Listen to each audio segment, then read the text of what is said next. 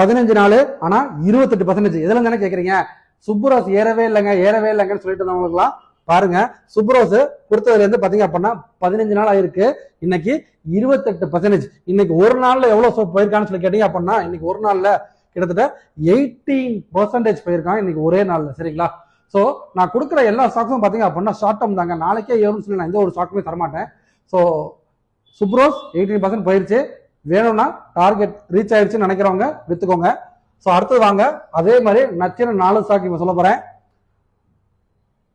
Barak milk. சரிங்களா? Parag milk பாத்தீங்க அப்படின்னா ஸோ ஒரு ஸ்டாக் பாத்தீங்க அப்படின்னா ஒரு எம் பேட்டர்ன் ஃபார்ம் ஆகி கீழே விழுந்திருந்தான், திரும்ப பாத்தீங்க அப்படின்னா அதே மாதிரி எம் பேட்டர்ன் ஃபார்ம் ஆகி மேலே போயிருந்தான். ஸோ இது ஆல்ரெடி ப்ரீவியஸா சப்போர்ட்டா இருந்த இடத்த உடஞ்சி கீழே வந்திருக்காங்க. இப்போ அதே இடத்துல ரெசிஸ்டன்ஸ் பிரேக் ஆயிருச்சு. ஸோ டெக்னிக்கலா பாத்தீங்க அப்படின்னா இது ஒரு பிரேக் அவுட் ஸ்டாக். சரிங்களா? ஸோ பாராக் மில்க் பாத்தீங்க அப்படின்னா இப்போ ட்ரேட் ஆகிட்டு இருக்க பிரைஸ் வந்து பாத்தீங்க அப்படின்னா 225. இதுல இருந்து பாத்தீங்க அப்படின்னா ஒரு ஷார்ட் டேர்ம்ல 250 போலாம். அதாவது 250 தான் என்னோட ஃபர்ஸ்ட் டார்கெட். இது ரீச் ஆயிடுச்சு அப்படின்னா நான் இன்னும் கொஞ்சம் வச்சிருப்பேன் அப்படின்னா இதோட நெக்ஸ்ட் டார்கெட் வந்து 295.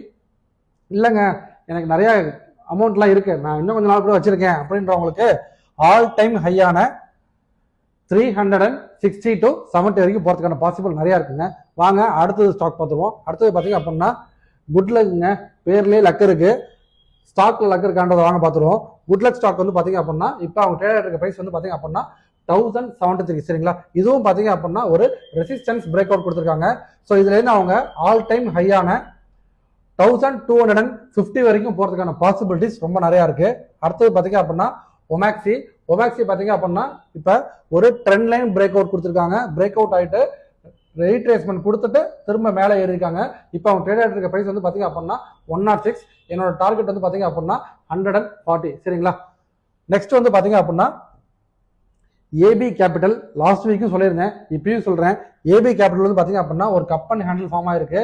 இது வந்து பாத்தீங்க அப்படின்னா 2017 கீழே இறங்கினவன் இப்பதான் 2025 தான் ஏறுறான். சரிங்களா?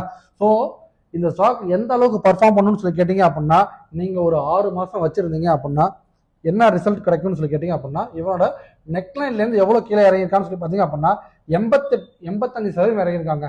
அதே 85% மேல போறதுக்கான பாசிபிலிட்டிஸும் நிறைய இருக்குதுங்க.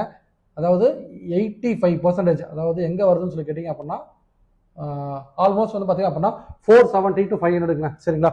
உங்க கேபிட்டல் டபுள் ஆகிறதுக்கான பாசிபிள் இந்த ஏபி கேபிட்டல் இருக்கு. ஸோ இது மாதிரி ஸ்டாக்ஸை பத்தி ரெகுலர் அப்டேட் வேணும் அப்படின்னா மறக்காம சேனலை ஃபாலோ பண்ணுங்க, சப்ஸ்கிரைப் பண்ணுங்க, ட்ரேட் பண்ணுற உங்க ஃப்ரெண்ட்ஸ்க்கு கண்டிப்பா ஷேர் பண்ணுங்க. மீண்டும் நாளைக்கு ஒரு 4 ஸ்டாக்ல பார்ப்போம். Tata, bye by.